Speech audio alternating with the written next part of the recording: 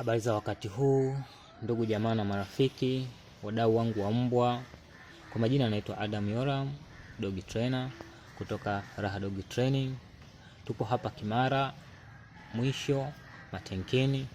Leo nina mada moja tu kuhusiana na mabosi, jinsi wanavyohangaika kupata wateja, kupata walimu wa mbwa. Kuna changamoto kadha wa kadha ambazo zinasababisha mabosi wengi kushindwa kupata walimu wa mbwa. Nitazungumzia chache kwa leo, zingine tutaendelea wakati ujao.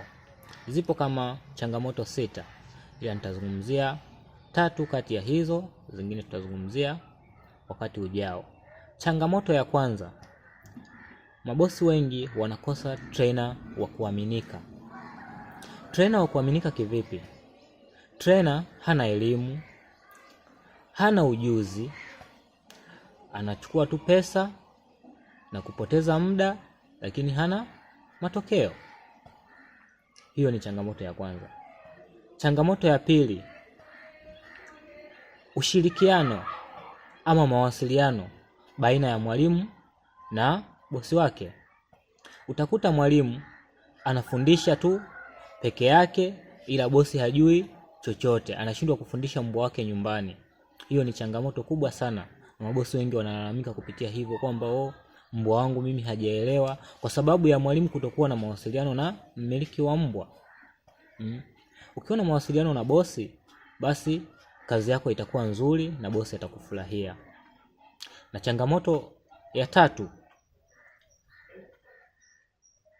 tatu ni mbinu.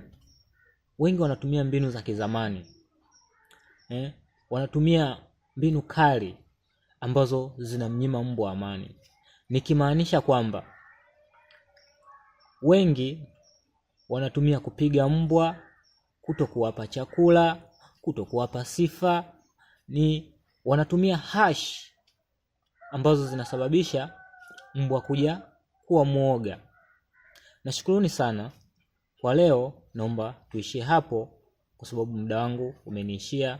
Kesho tutaendelea na mbinu zilizobaki. Unaweza kunipata Instagram Adam Dog Trainer TZ, Facebook Adam Dog Trainer TZ, Instagram Adam Dog Trainer TZ, and YouTube Adam Dog Trainer TZ. Kwa mawasiliano zaidi tupigie namba kupitia 0792933504.